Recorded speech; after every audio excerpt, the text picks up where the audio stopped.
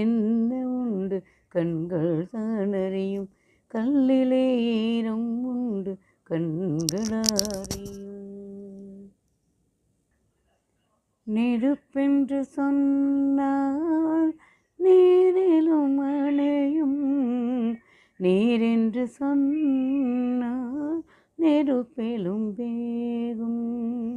நான் கண்ட நெருப்பு அணைக்கின்ற நெருப்பு, நான் கொண்ட நெருப்பு அணைக்கின்ற நெருப்பு, யார் அறிவாரோ இறைவனின் பொறுப்பு.